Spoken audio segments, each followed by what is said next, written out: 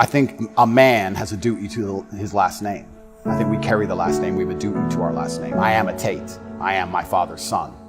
The reason my father is discussed so heavily is because of my monumental success. I keep him alive via my success. I would love to think my son does the same thing. They will talk about my son in a way where they're so interested in his life path that I must be discussed by extension, and then I live forever. So I have a duty to Tate. I have a duty to my last name. I must perform. And even as a man today, you're waking up, you want to load up a porn website. You should have respect for your last name. You should sit and say, is this who I am? Is this what I do? Well, you have no dignity? Well, I have too much dignity for that shit.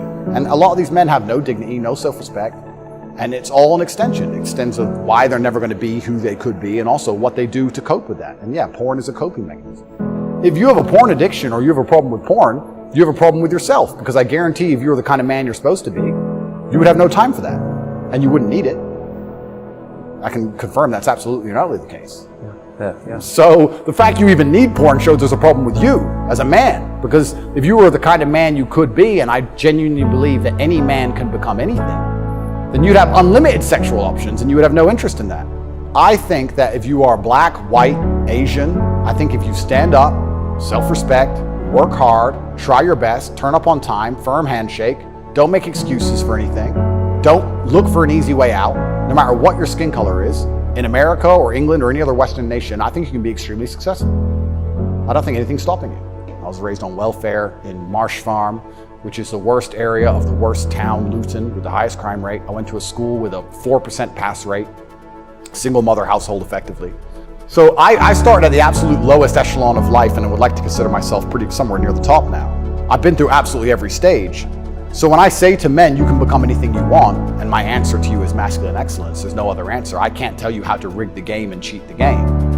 So that's why I preach masculine excellence, because for many of the world's problems today, porn, sexual access, being respected by your peers, making sure that your wife's going to stay with you after the children are born for a very long time, that's right, being happy, anything, it all comes down to who you are as a man. The only answer is masculine excellence. There's nothing you can do besides hard work, accept the trauma and pain and suffering, and work harder than everyone else around you worked. And that's why porn's a problem. So I will genuinely say to any man out there who finds himself loading up that website, go take a look in the mirror and realize why no one wants to fuck you. Work out why and do something about it. Absolute and utter self-accountability. This is something that's also missing. I take accountability for everything in my life. Even going to jail, although it was unfair, although it's a matrix attack, although it's garbage, it was my fault.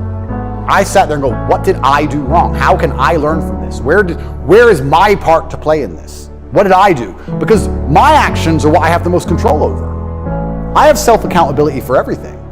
If a woman doesn't want to sleep with me, I don't sit and say, women are this way, society's that way. I just sit and say, okay, why? What can I change? So any man who's loading up porn needs to go have a long conversation in the mirror and realize that he's not desirable or as desirable as he should be or could be.